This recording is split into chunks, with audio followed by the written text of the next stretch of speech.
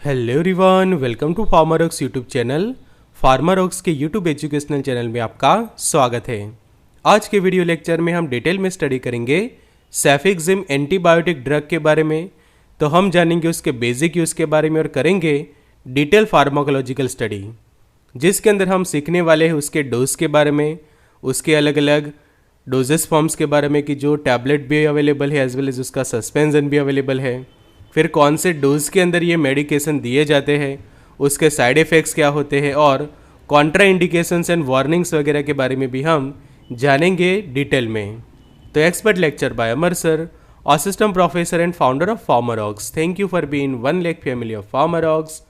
Updated रहिए pharma knowledge के साथ, एक्सेस करिए study material, test series, video lecture Pharmarocks के ऐप ऊपर। तो अगर आपके पास एंड्रॉयड फ़ोन है तो डाउनलोड करिए Android application Google play store पर से, आईफोन यूज़र है तो ऐप स्टोर पर से डाउनलोड करें, लिंक आपको डिस्क्रिप्शन बॉक्स के अंदर मिल जाएगी। तो अब समझिए सेफिक्सिम के बारे में। तो सेफिक्सिम सबसे पहले क्या है वो समझिए। तो cefixime is an antibiotic drug from medicine class call cephalosporin. कि फार्माकोलॉजी के अंदर बहुत सारे अलग अलग क्लास के मेडिकेशंस होते हैं, उसमें से सेफिक्सिम जो है वो एंटीबायोटिक है। और एंटीबायोटिक में भी जो सेफालोस्पोरिन एंटीबायोटिक्स कहे जाते हैं ये है सेफिक्सिम। फिर सेफालोस्पोरिन में भी हम उसकी जनरेशन देखें तो सेफालोस्पोरिन के जो फार्माकोलॉजिकल क्लासिफिकेशन में वो थर्ड जनरेशन सेफालोस्पोरिन कहा जाता है। And it work by fighting and kill the bacteria, मतलब कि बैक्टीरिया को जो है वो किल करता है। और इसकी जो इफेक्ट हम कहें तो एंटी बैक्टीरियल इफेक्ट रहेगी आपकी बॉडी के ऊपर। And cefixime is use to treat the many different type of infections cause by bacteria. कि बैक्टीरिया के कारण होने वाले जो अलग अलग बैक्टीरियल इन्फेक्शन है उसके इलाज में ये सेफिक्सिम जो है वो यूज़ किया जाता है। And available as a tablet and suspension.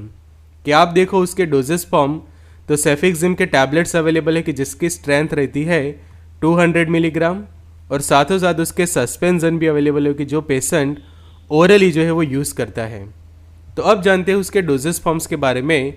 तो अभी जैसे मैंने आपको बताया कि सेफिक्स 200 करके सेफिक्सिम्स के टैबलेट अवेलेबल है। उसके अलावा सेफिक्सिम का ओरल सस्पेंशन अवेलेबल कि जो स्पेशली पीडियाट्रिक पेशेंट्स के लिए, छोटे बच्चों के लिए है।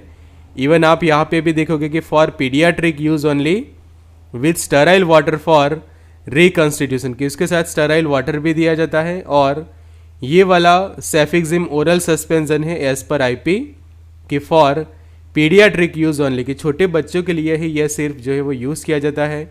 उसका हम कंटेंट देखें तो कंटेंट के अंदर जो रहता है 60 ग्राम पर 30 ml, कि 30 ml समझो कि आप कंटेंट लेते हैं तो उसके अंदर इक्विवेलेंट तो रहता है 60 ग्राम जितना मेडिकेशन। अगर आप समझो कि 15 ml लेते हैं तो उसके अंदर रहेगा 8 ग्राम जितना। तो उस तरह से उसका प्रॉपर डोजेस जो है वो आप तैयार कर सकते हैं बाय यूजिंग दिस डिटेल। तो यहाँ पे खास ज़रूरी है कि जो प्रिस्क्रिप्शन ड्रग है ये, तो सेफिक्सिम के अंदर आप देखो तो उसके कंटेनर के ऊपर आपको ये देखने को मिलेगा ये लाल कलर का लकीर, कि जिसको हम कहते हैं रेड लाइन। तो जो रेड लाइन्स होते हैं किसी भी पैकेजिंग के ऊपर मेडिसिन के, तो उसका मतलब ये होता है कि ये प्रिस्क्रिप्शन बेस्ड मेडिकेशन है और खासकर एंटीबायोटिक्स है। तो कुछ दवाइयाँ की एंटीबायोटिक की पत्ती पर एक खड़ी लाल लकीर होती है। इसका अर्थ यह होता है कि इन दवाइयों को केवल डॉक्टर के सलाह के अनुसार ही लेना चाहिए। हमेशा डॉक्टर द्वारा बताया गया दवाई का पूरा कोर्स ले। तो लाल लकीर जरूर से देखें और जिम्मेदार बने। ऐसे गवर्नमेंट भी कैंपेन्स चलाती है कि जिससे कोई इस टाइप के मेडिसिन का मिसयूज़ ना करे।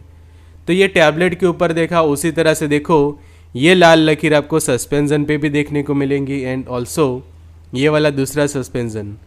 तो जितने भी अलग अलग उसके मार्केटेड फॉर्मुलेशंस होते हैं सभी के पैकिंग कंटेनर के ऊपर ये रेड लाइन आपको देखने को मिलेगी जिसको लाल लकीर कहते हैं।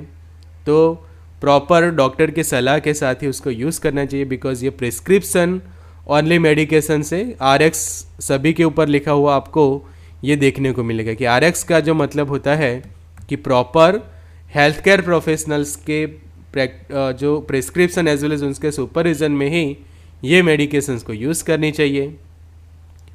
तो अब समझ लेते हैं सेफिक्सिम्स के बेसिक यूज़। तो cefixime is use to treat the certain infections cause by bacteria, कि बैक्टीरिया के कारण होने वाले बहुत सारे अलग अलग बैक्टीरियल इन्फेक्शंस को ट्रीट करने के लिए सेफिक्सिम यूज होता है। जैसे कि ब्रोंकाइटिस, ब्रोंकाइटिस मतलब कि जो ब्रोंकाइस होती है उसका जो इन्फ्लेमेशन होता है, ब्रोंकाइटिस के अंदर जो इन्फ्लेमेशन होता है जिसके कारण ये जो नॉर्मल ब्रोंकाइस जो है के कंपेयर में ब्रोंकाइटिस के अंदर ये नैरो हो जाती है काफ़ी, कि जो ब्रोंकाई का अंदर का जो डायमीटर होता है वो यहाँ पे समझो कि इस टाइप का डायमीटर है, तो ब्रोंकाइटिस के अंदर ये डायमीटर ऐसा छोटा हो जाता है जिसके कारण एयरवे पास होने में काफ़ी डिफ़िकल्टी होती है। ब्रीथिंग जो आप करते हैं तो जो लंग्स तक एयर पहुँचती है वो अच्छे से नहीं पहुँच पाती, जिसके कारण ब्रीथिंग डिफ़िकल्टी होते हैं, शॉर्टनेस ऑफ ब्रेथ जैसे सिम्टम्स डेवलप होते हैं। तो ब्रोंकाइटिस के जो सिम्टम्स है उसको ट्रीट करने के लिए, बिकॉज ये एक टाइप का बैक्टीरियल इन्फेक्शन है, तो जो बैक्टीरिया के कारण आपको ब्रोंकाइटिस हुआ है उनकी ग्रोथ कम करने के लिए, उनको किल करके आपकी बॉडी को ट्रीट करने के लिए ये सेफिक्सिम यूज़ किया जाता है ब्रोंकाइटिस के अंदर। फिर बात करें गोनोरिया की, जो एक टाइप के सेक्सुअल ट्रांसमिटेड डिसीज़ है, उसके ट्रीटमेंट में भी सेफिक्सिम यूज़ की जाती है। फिर इन्फेक्शन ऑफ द ईयर्स, कि आपको पता कि कई बार जो ईयर का जो पोर्शन होता है वहाँ पे इन्फेक्शन हो जाता है, तो उसको ट्रीट करने के लिए भी सेफिक्सिम यूज़ होता है। फिर बात करें थ्रॉट की, तो जो हमारा थ्रॉट होता है यहाँ पे देखो आप कि जो थ्रॉट के अंदर इस तरह के जो इन्फेक्शंस होते हैं, सॉर थ्रॉट वगैरह हो जाते हैं, उसको ट्रीट करने के लिए भी यूज़ करते हैं। फिर इन्फेक्शन ऑफ द टॉन्सिल्स, यहाँ पे आप देखो कि मैं जो यहाँ पे राउंड कर रहा हूँ कि ये वाला एक लेफ्ट साइड और एक समझो कि राइट साइड का हम देखें तो दोनों ये जो है आप देख सकते हैं, टी लिख रहा हूँ मैं, तो टी फॉर आप समझ लो टॉन्सिल्स। तो जो इन्फेक्शंस होते हैं टॉन्सिल्स के, उसको भी ट्रीट करने के लिए सेफिक्सिम यूज़ किया जाता है। And urinary track infections, urinary track infection कि समझो कि दूसरे एंटीबायोटिक्स यूटीआई के अंदर काम नहीं कर रहे हैं, कि सिप्रोफ्लॉक्सासिन है, नॉरफ्लॉक्स वगैरह है, टीएमपी, एसएमएक्स वगैरह काम नहीं कर रहे, तो उस वक्त आप सेफिक्सिम भी पेशेंट को दे सकते हैं बैक्टीरियल इन्फेक्शन को कम करने के लिए। इवन जो अपर रेस्पिरेटरी ट्रैक के होने वाले जो इन्फेक्शंस है कि जिसके अंदर आपके नज़ल कैविटी के अंदर सॉरनेस वगैरह हुआ है, फेरिंग्स है, लैरिंग्स, थ्रॉट के अंदर सॉरनेस वगैरह है, इन्फ्लेमेशन है वहाँ पे, as well as lower respiratory tract के अंदर भी समझो कि जो प्राइमरी ब्रोंकाई ट्रैकिया वगैरह के अंदर इन्फ्लेमेशन है, सूजन वगैरह है, तो उसको भी ट्रीट करने के लिए सेफिक्सिम जो है वो प्रिस्क्राइब की जाती है। अब अच्छे से समझते हैं सेफिक्सिम्स के टैबलेट्स के बारे में। तो टैबलेट जो है वो यूजुअली आपको 200 मिलीग्राम के स्ट्रेंथ में ही मिलेंगे, कि यहाँ पे आप देख सकते हैं कि सेफिक्सिम के टैबलेट 200 मिलीग्राम की जो सिप्ला का आप प्रोडक्ट देख सकते हैं। तो adult and children older than 12 years of age and weighing more than 50 kilograms, यहाँ पे एक कंडीशन है कि टैबलेट किस तरह से यूज़ करनी है। तो चिल्ड्रन या फिर एडल्ट पर्सन के जिनका एज 12 ईयर्स या फिर उससे ज़्यादा है, मतलब कि 12 साल या फिर उससे ज़्यादा एज के पेशेंट, और उनका वेट 50 किलोग्राम या फिर उससे ज़्यादा है, तो ऐसे लोगों के लिए जो डोज है वो रहता है 400 मिलीग्राम वंस अ डे। दिन में आप उनको ज़्यादा से ज़्यादा 400 मिलीग्राम जितना डोज जो है वो दे सकते हैं। तो एक टैबलेट समझो कि आप मॉर्निंग में देते हैं, एक टैबलेट पेशेंट रात को लेता है, तो 12 आवर्स के टाइम इंटरवल पे ये 200 मिलीग्राम के टैबलेट ले सकता है, कि 200 mg एवरी 12 आवर्स, कि एक समझो कि आप सुबह खाना खाने के बाद समझो कि 12 बजे के आसपास लेते हैं, तो दूसरी टैबलेट जो है वो आपको रात को लेनी चाहिए। तो 200 mg एवरी 12 आवर्स, कि 12 घंटे का टाइम इंटरवल रहे दोनों टैबलेट्स के बीच में, उस तरह से आपको शेड्यूल सेटअप करके मेडिसिन्स लेनी चाहिए। कि सुबह समझो कि ब्रेकफास्ट करके आप 10 बजे लेते हैं, तो फिर रात को एग्जैक्ट 12 घंटे के बाद रात को 10 बजे के आसपास आप ये टैबलेट लें, तो उस तरह से ये टैबलेट्स ली जाती है। तो उससे मेन ये है कि ओवरडोज नहीं होना चाहिए, कि आपको दिन में 2 ही टैबलेट लेनी है अगर सेफिक्सिम के लेते हो, और दूसरी कंडीशन ये है कि दोनों टैबलेट्स के बीच में 12 आवर्स का मिनिमम गैप होना चाहिए, कि एक टैबलेट आपने जिस टाइम पे ली है उससे दूसरे टैबलेट के बीच में जो टाइम लिमिट का जो टाइम का जो गैप होना चाहिए वो होना चाहिए एटलीस्ट 12 आवर।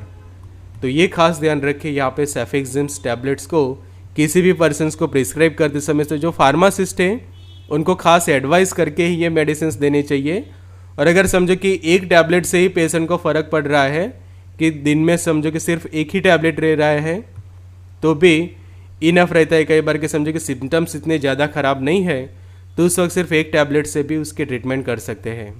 फिर बात करें चिल्ड्रंस के लिए, तो चिल्ड्रंस 6 मंथ टू 12 ईयर्स कि 6 महीने से लेकर 12 ईयर्स की एज के जो चिल्ड्रंस होते हैं उनके लिए 4 से लेकर 8 मिलीग्राम पर केजी, ये खास कंडीशन है कि समझो कि किसी बच्चे का वेट समझो कि 10 किलोग्राम है तो उसके लिए ज़्यादा से ज़्यादा आप 400 मिलीग्राम जितना डोज जो है वो उसको दे सकते हैं।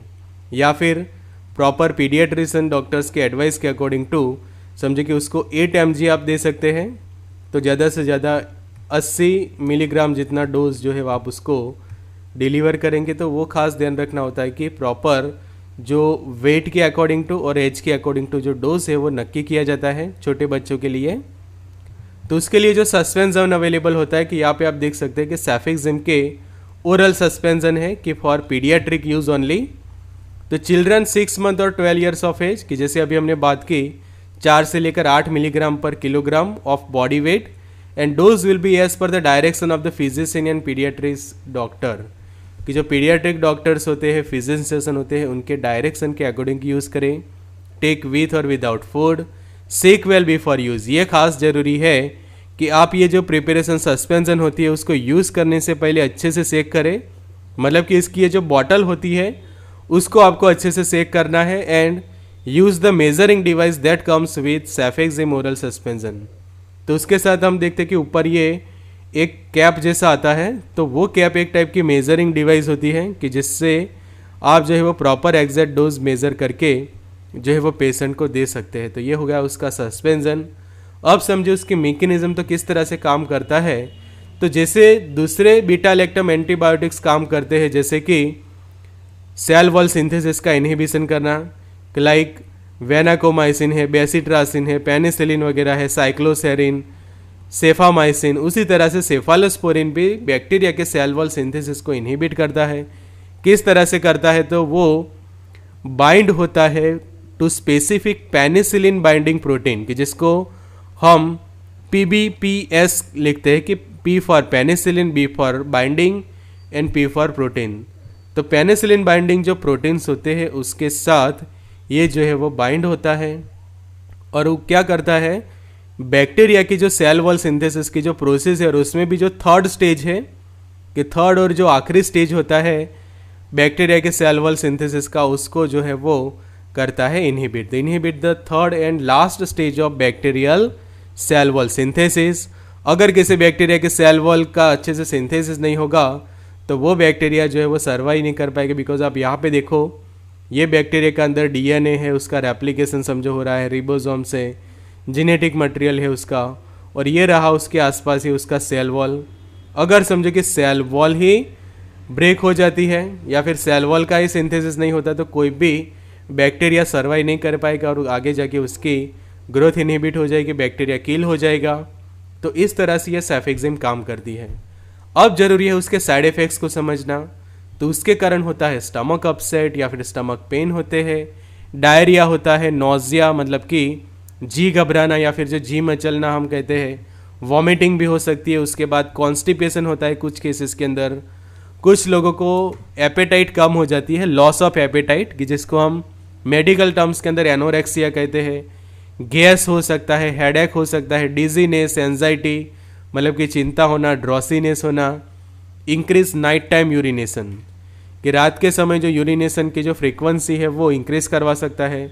रनी नोज हो सकता है, सॉर थ्रोट इन ओवरडोज कि सॉर थ्रोट के ट्रीटमेंट में तो हम उसको यूज़ करते हैं बट ओवरडोज में ले लिया तो वो कंडीशन और ज़्यादा ख़राब करेगा।